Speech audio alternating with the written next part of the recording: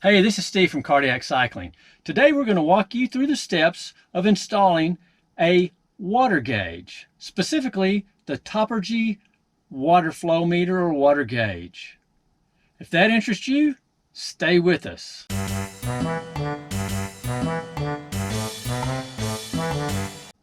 Now this particular gauge comes in both a flush mount and a surface mount. We chose the flush mount, so that's what you're going to see. In addition to the display, there's one other component, and that is a sending unit or a solenoid. That sending unit is installed in your water line between the discharge or output of your pump and the rest of your RV's water system. So you know precisely what's flowing through the pump into your RV water system.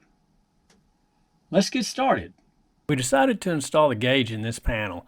It requires removal of some screws. These are star point or Phillips head screws. Slide the panel over so you can look behind it to see how much room you have for the installation. So you see, once we move it over, next thing we're going to do is we're going to measure to make sure that we have enough clear space. If you look at the distance from here to here, it's about 7 inches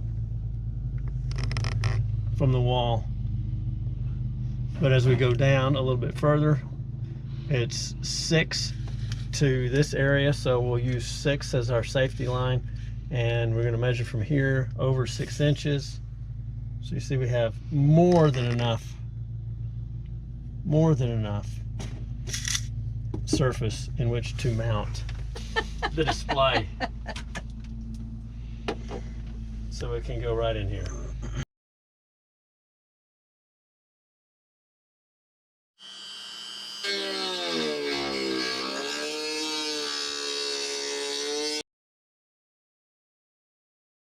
We put this 3/8 inch tubing on the 2 wires so we can hold them together, and we're going to go from the display unit down through this hole. And remember, this is a 59 KL, so this access is going to be exclusive to the K floor plan. So we'll go down through here, and then again, pro tip, it's important to keep this in here while you're sitting on it, while you're sitting on the bed. And as we do,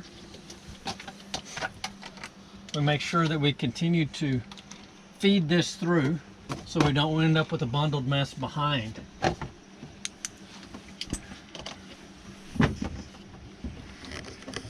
Now we're ready to reinsert our screws.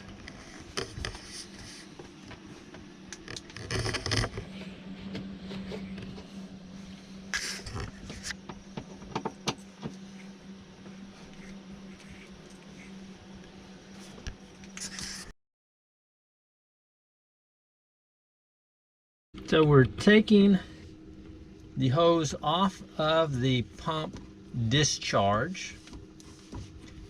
The water comes in here, flows through this filter strainer, through the impeller, and out that side. Now we're connecting a 1/2 inch flexible hose to the outlet. And yes, an open end wrench would be better, but first tool that we came to was the crescent. And you want to be careful when you're tightening this, because the threads which are on the pump are plastic, and it would be very easy to strip them, and it's also very easy to break the plastic by getting too tight. The pro tip is to wipe all the water off that of your threads to make sure that when you turn your water back on, you're not leaking. Because if you have water already on here and you turn it on and you're checking for a leak, you may end up over tightening because it was water pre-existing. Yes, pre-existing water is a good thing to get rid of. Yep.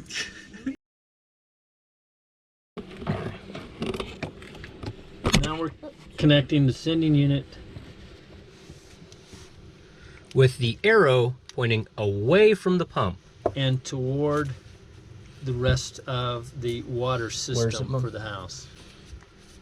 Another pro tip, in this thread there is a small grommet about yay big that can easily come out. So check down here and or in here so you know you have it.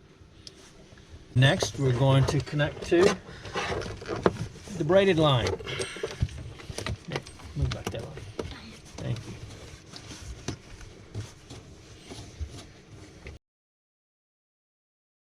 Hang on for you, I know where they are. To recap, from your pump, you have your sender unit arrow pointing to the flow of your water, so away from your pump. So what we did is we attached a 30-inch with half-inch fittings on both ends to the pump first. But prior to doing that, we actually coiled this 30-inch tube, zip tied it, connected to the pump. Zip tied it to maintain the coil. Thank you. Zip tied to maintain the coil. Then we connected the braided tube to the pump. Then you connect the sender to the existing tube as well as your new tube. You then cut the zip tie to allow more free play with your tube, flexibility, to allow you to push everything gently back into its original space, and then allow you to put your door flush without having to worry about breaking or bending anything. And then to help reduce noise while traveling, there's going to be some foam padding that's going to be going over here. Pipe insulation. Foam pipe insulation that'll be covering this tube, so that way it doesn't bang up, and if it hits the wall, you won't hear it as well. Having slept on things overnight, I decided to add another piece of tubing so that the flow meter itself would be at least 200 millimeters or more from this 90. We already were 200 millimeters or more from the pump. Just didn't want to take the chance. After we've pressure tested, we have no more leaks. We're going to zip tie some of these things, remove these labels, and use some pipe insulation to silence any potential vibration issues. This is what you'll see when you power up your display.